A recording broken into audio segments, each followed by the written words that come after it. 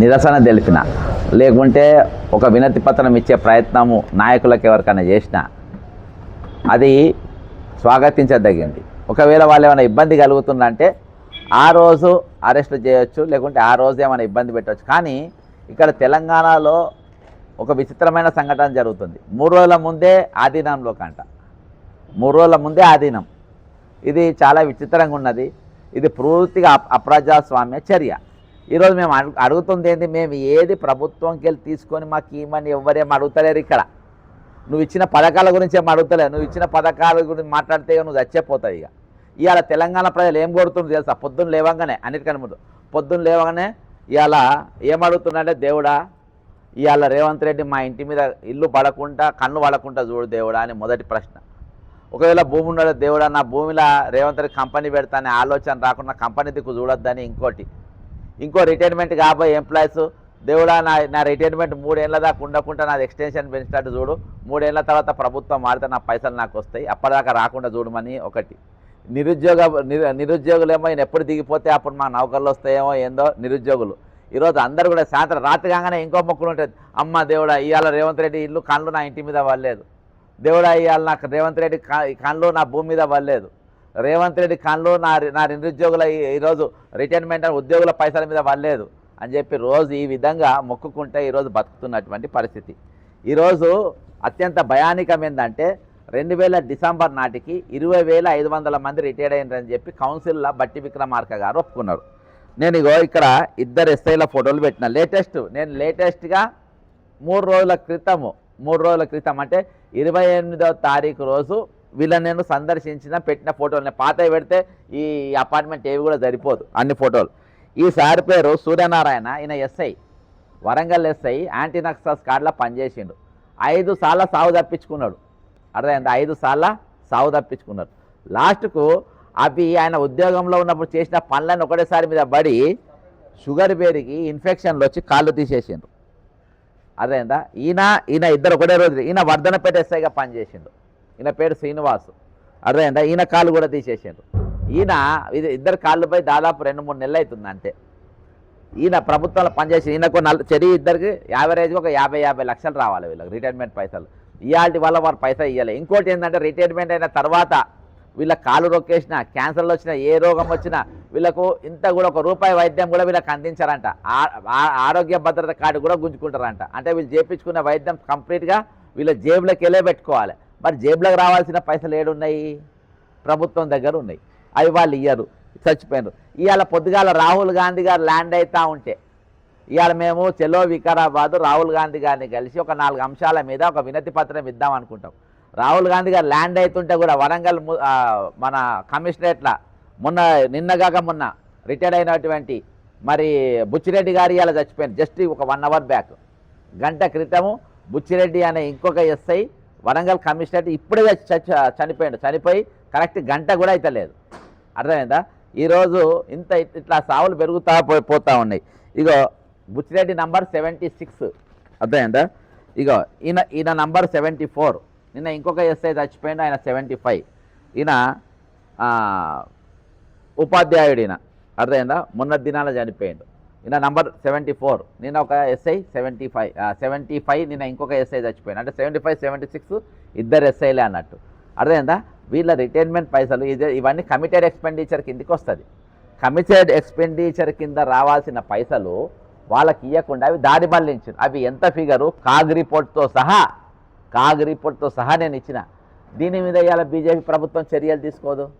CAG report పైసలు divert చేసినప్పుడు ఈరోజు మీ ఈడీ కానీ మీ దగ్గర ఉన్న ఐటీ రంగాలు ఇమీడియట్గా దిగి దాని మీద ఎంక్వైరీ చేసి ఈ పైసలు వీళ్ళకి ఇస్తామైన పైసలు ఏ విధంగా డైవర్ట్ అయినాయి అనేది మీరు ఇవ్వాలి కదా. ఇవాటి వరకు కూడా వాళ్ళకి ఇవ్వలేదు. ఇది ఈయన పరిస్థితి. ఓకేనా? ఇవాళ రాహుల్ గాంధీ వచ్చిన సందర్భంగా చచ్చిపోయిన వాళ్ళే చెప్తున్నా. నిన్నటి దినాన ఇంకొక నిరుద్యోగి ఆత్మహత్య చేసుకున్నాడు. ఇది భద్రాచలంలో రిటైర్మెంట్ ఉద్యోగుల మాట్లాడినా ఇప్పుడు నిరుద్యోగులది మాట్లాడతా. ఓకే, భద్రాచలంలో మరి బాబు పేరు ఖమ్మంబాటి జశ్వంత్. నిన్న కొత్త నెల స్టార్ట్ అవుతుంది 2000. నిన్న పొద్దుగాలనే ఏమో ఆయన డెడ్ బాడీ దొరికింది. భద్రాచలం MBA చదివింది బాబు. ఈరోజు ఉద్యోగం రాక ఇక నోటిఫికేషన్లు పడై ఈ 2 లక్షల పోస్టులు ఇస్తామనే కూడా ఇవ్వలేదు, మమ్మల్ని చంపుతుండ్రు అని చెప్పేసి వాళ్ళు అడిగినారు. అంతేకాకుండా ఇంకొక ఇంకొక ఇంకొ ఇంకొక ఆత్మహత్య మొత్తము ఈ 10 రోజులలో ఒక 3 ఆత్మహత్యలు జరిగినాయి. ఇక దీనిపైన ఈయన పేరు కుమారస్వామి, వరంగల్ హన్మకొండ జిల్లా సోడాశపల్లి గ్రామానికి చెందినోడు. నోటిఫికేషన్ రాలేదని ఈయన చనిపోయాడు. ఓకేనా? ఈరోజు మీరేం చెప్తున్నారంటే మేము 50,000 పోస్టులు ఇచ్చినామని చెప్తారు. ఇగో ఇంకో అబ్బాయి చనిపోయాడు, మంచిర్యాలకు సంబంధించిన బాబు. ఇంకొక ఆయన, వీళ్ళిద్దరు కూడా పోయిన నెల 29వ తారీఖు రోజు ఆత్మహత్య చేసుకున్నారు. ఇక నమ్మక నౌకరు రాని ఈ బాబు పేరు కిరణ్. దీని అంటే వీళ్ళ ఎవ్వరికి కూడా ఈరోజు హ్యూమన్ రైట్స్ అనేది లేవా? ఈరోజు మానవ హక్కులు అనేది వీళ్ళకి కనబడతలేవా? ఈరోజు ప్రభుత్వం ఏం చేస్తాం, 50,000 నౌకర్లు ఇస్తామంటారు. ఇగో నేను డేట్లతో సహా నోటిఫికేషన్లు పెట్టినా. ఇక్కడ నీ 50,000 నౌకర్లు ఎక్కడున్నాయో ప్రియాంక గాంధీ గారు చెప్తారా? నేను దీని మీద ఆత్మహత్యల మీద ప్రియాంక గాంధీ గారి మీద కేసు పెట్టిన. ఎన్హెచ్ఆర్సీలో ఎందుకు పెట్టినామంటే ఇక్కడ ఈ 420 ముఖ్యమంత్రిని చూసి మేము ఎవరము ఓటు వేయలే. ఇక్కడ ఆయన ఆల్రెడీ క్రిమినల్ బ్యాక్గ్రౌండ్ ఉన్నాడు, మేము వేయలే. మీ మాట నమ్మి ఓటేసినాము. మీరు యూత్ డిక్లరేషన్లా 2 లక్షల ఉద్యోగాలు ఇస్తాం, సంవత్సరం లోపు ఇస్తామన్నారు. మళ్ళీ 4,000 నిరుద్యోగ భృతి ఇస్తామన్నారు. మీరు ఇయ్యలేదు, మోసం చేసిండ్రని ఈమె చేయబట్టి ఇంతమంది చచ్చిపోతుందని ఆమె మీద జాతీయ మానవ హక్కుల కమిషన్లో కేసు పెట్టిన. ఇగో డేట్ల వైజ్గా ఉన్నాయి. ఇక 50,000 నౌకర్లు ఎక్కడ ఉన్నాయో చెప్పిండ్లా, డేట్ల వైజ్గా ఉన్నాయి. శ్రీధర్ బాబు గారు మాట్లాడతారా, బట్టి విక్రమార్క గారు మీరు చెప్తారుగా మేము హామీ ఇవ్వలేదని. మరి డేట్ల వైజ్ ఏంది? 19/2/24 మొదటి నోటిఫికేషన్ 60 పోస్టులు 60 డేట్ల వైజ్గా ఉన్నది. మీకు కావాలంటే నేను పంపుతా. మరి తారీఖులో మీరు ఇచ్చిన మొత్తం నౌకర్లు ఎంత? 13,943 నౌకర్లు మీరు ఇచ్చిండ్రు. మీరు ఇచ్చిన నోటిఫికేషన్లు ఇంతనే. అర్థమైందా? మీరు ఇవ్వాల్సిన పోస్టులు ఇంకెన్ని ఉన్నాయి? 1,86,000 పోస్టులు ఇంకా మీరు ఇవ్వాల్సిన ఇవి ఉన్నాయి. రిటైర్మెంట్ కానీ ఇంకా రిటైర్మెంట్ అయినా 22,000 మంది అయినరు. అర్థమైందా? ఇవాళకి 22,000 మంది రిటైర్మెంట్ అయిపోయింది. ఇవాళకి అవేవి ఇయ్యరు. అర్థమైందా? ఇది నిరుద్యోగుల పరిస్థితి. ఇక ఇప్పుడు మొన్నటి దినాన ఏవి ఇక్కడ కూల్చివేతలు మొదలుపెట్టింది కదా. ఇవాళ ఇంకొకటి ఏంటంటే కూల్చివేతల దుకాణం. ఇది ఖమ్మం జిల్లాల భూదాన్. ఇది భూదాన్ వినోబా భావే నగర్లో జరిగినటువంటి కూల్చివేత. ఈ కూల్చివేతలు మొత్తం జరిగింది ఎన్ని ఎకరాలల్లా? కేవలం 17 ఎకరాలలో మాత్రమే. వాళ్ళ కలెక్టర్ గారు పొంగిలేటి వీళ్ళంతా ఏమిస్తారు? 200 కోట్ల ఆస్తిని మేము కాపాడినామని చెప్పిస్తారు. అర్థమైందా? దీని వెనకపోతే దీని ఆపోజిట్, కూలగొట్టిన ఆపోజిట్ కరెక్ట్ కిలోమీటర్ ఆపోజిట్లా ఇంకో ఫంక్షన్ హాల్ ఉంటుంది. ఈ ఫంక్షన్ హాల్ ఎవరిది? ఎస్ఆర్ గార్డెన్స్, పొంగిలేటి శ్రీనివాసరెడ్డిది. పొంగిలేటి శ్రీనివాసరెడ్డి ఫంక్షన్ హాల్ దాదాపు ఒక 10 ఎకరాలు ఉంటుంది. దీని వెనుక ఒక నాలా ఉంటుంది. ఆ నాలా పక్కన మళ్ళొక 100 ఎకరాలు ఉంటుంది. ఆ 100 ఎకరాల రాహుల్ గాంధీతో పొంగిలేటి శ్రీనివాసరెడ్డి గారు మీటింగ్ పెడతాడు. ఆ మీటింగు కోమరెడ్డి వెంకరెడ్డి అంటాడు, మనం మీటింగ్ పెట్టిన ఈ జాగా మొత్తం పొంగిలేటిది అనుకుంటారు. మరి ఆ ల్యాండ్ ఎవరిది? ఒరిజినల్గా అది ఎన్ఎస్పి ల్యాండ్, అంటే మొత్తం ప్రభుత్వ భూములు అవి. ఆ ప్రభుత్వ భూమిలా ఇది ఉంటుంది. దీనికి మార్కేసి రెడ్ మార్క్ కూలగొట్టాలని యంత్రాంగం మొత్తం దిగింది. కూలగొట్టడానికి మిషన్ బుల్డోజర్లు పెట్టుకుంటే ఆ రోజు ఈయన పెద్ద నాయకుడు కాబట్టి లాబింగ్ చేసుకొని కూలగొట్టకుంటే ఆపిండ్రు. కూలేది ఉంటే ఈయనది గులాలే ఫస్ట్. మరి ఈయనది ఎందుకు గులలే? అదే పాలేరు నియోజకవర్గంలో పోలేపల్లి గ్రామం అనేది ఉంటుంది. వీళ్ళు మన కూలగొట్టింది ఎంత అనుకున్నా 17 ఎకరాలల్లో మొత్తం కొడితే 100 కోట్లు కూడా ఉండదు. అది 100 కోట్లు కూడా అది ఉండదు. కానీ అవి ఎందుకు కూలగొట్టిందంటే రైట్ కలెక్టరేటు, లెఫ్ట్ పొంగిలేటిల్లు, ఆపోజిట్లో ఈ ఫంక్షన్ హాల్ ఉంటుంది. ఈ మధ్యలో ఈ 100 గజాల బ్యాచ్ ఏంది? ఈ 100 గజాల బ్యాచ్ ఏంది నెత్తేంద్ర అని చెప్పేసి కరెక్ట్ నెల రోజుల క్రితము మన తుమ్మల నాగేశ్వరరావు గారు చంద్రబాబు నాయుడు గారిని కలిసిండు. ఆయన అంటోడు ఏమని? మన సరిహద్దుల గురించి మాట్లాడడానికి, భద్రాచలం సరిహద్దుల గురించి నువ్వేనా ముఖ్యమంత్రి? నువ్వు ముఖ్యమంత్రి మాట్లాడ సరిహద్దు ప్రాబ్లము ఏది బైఫర్ఫికేషన్ ప్రాబ్లం గురించి మాట్లాడడానికి నువ్వేనా ముఖ్యమంత్రివా? నువ్వు కాదు కదా. నీవు దేనికోసం పోయినావంటే టీటీడీ కళ్యాణ మండపం కోసం ఈ భూములు ఇవ్వాలనే ఆలోచనతో అక్కడ జరిగిన ఇంటర్నల్గా జరిగిన చర్చ, చంద్రబాబు నాయుడుకి వెళ్ళి వచ్చిన డైరెక్షన్తోనే అవి కూలగొట్టిండ్రు. ఇది వాస్తవం. ఇక ఇది ఎంత 100 ఎకరాలు కదా. ఇక ఇప్పుడు నేను 1000 ఎకరాల భూమి చూపెడతా ప్రభుత్వానికి, దమ్ముంటే పోయి కూలగొట్టండి, లేకుంటే అవి మీ ఆధీనంలో తీసుకోండి. సేమ్ ఖమ్మం జిల్లా పాలేరు అసెంబ్లీ, ఖమ్మం రూరల్ మండలం పోలేవెల్లి గ్రామంలో దాదాపు 100 ఎకరాల భూమిలా అక్రమ మైనింగ్ నిల్వలన్నీ డంప్ తీసుకొని వచ్చి ఆ 100 ఎకరాలలో దింపిండు. ఎకరం 10 కోట్లు ఉంటుంది, టోటల్ 100 ఎకరాలు మొత్తం కలిపితే 1000 కోట్ల ప్రాపర్టీ. మీరు ఆ భూమిని ఎందుకు దానికి ఏకంగా రేకులు ఫెన్సింగ్లో వేసారు. నేను మొత్తం వీడియో తీసిన, అర్థమైందా? ఫెన్సింగ్ చేసారు. మరి దాన్ని ఎందుకు ఆధీనంలో తీసుకుని 1000 కోట్లది ఎందుకు వదిలేసిండ్రు? ఇవాళ ఖమ్మం మొత్తం టౌన్ మొత్తం సర్వే చేద్దామా, ఎక్కడెక్కడ ఎవరెవరి భూములు ఎంతెంత కట్టినరో. ఇవాళ అరే 100 గజాలలో ఇల్లు కట్టుకుంటే మీకు కళ్ళు కొట్టినాయి దరిద్రులారా. ఈరోజు ఇది ఎక్కడ రోగం అబ్బా?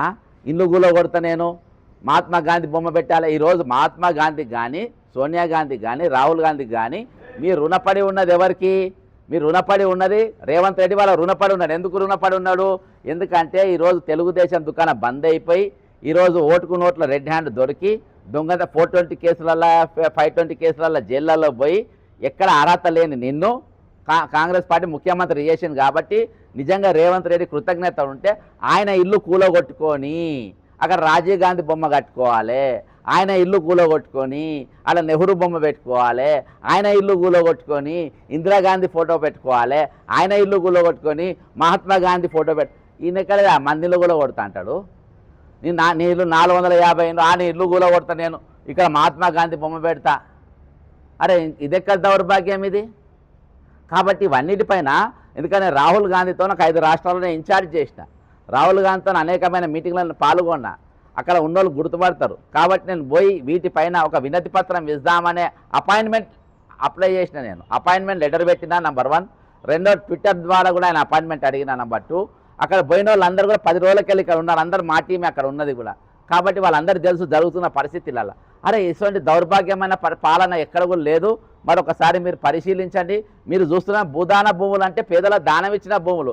దానికోసం మీనాక్షి నటరాజన్ గారు పాదయాత్ర చేసిరు సార్ 2023లో బీఆర్ఎస్ ప్రభుత్వం ఉన్నప్పుడు. పోచంపల్లికి వెళ్ళి మొదలుపెట్టి అక్కడ మహాత్మా గాంధీ సేవాగ్రామం దాకా పాదయాత్ర చేసింది భూదాన భూముల గురించి.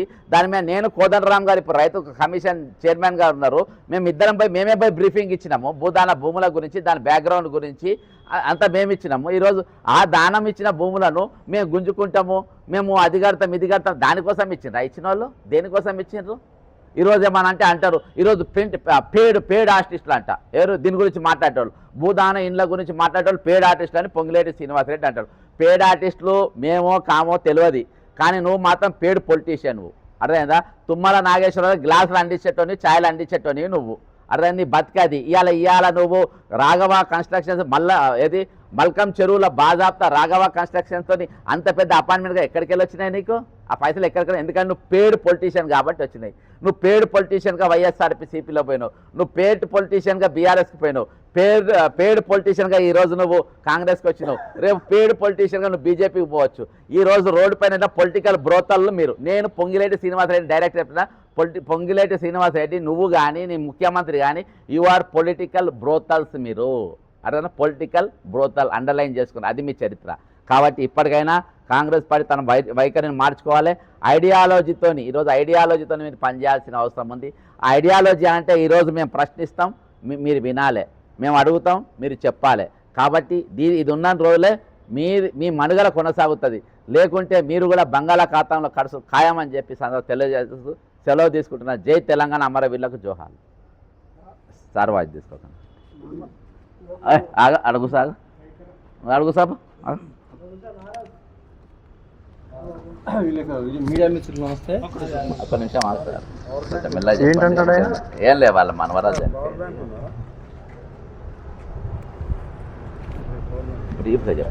మీడియా మిత్రులు నమస్తే. ఇప్పటివరకు బక్కా జడ్సన్ గారు చెప్పారు, ఈయన ఒక్కొక్క జిల్లాకి రాష్ట్ర ప్రభుత్వం ఎదుర్కొంటుందంటే మరి వీళ్ళకి అసలు అంత భయం వేసి ఈ సమస్యలు పక్కదారి పట్టించి వేరే పనులు ఉన్నారు. ఇప్పుడు ఖమ్మంలో కూడా అదే చాలా లెంగ్త్ చెప్పారు.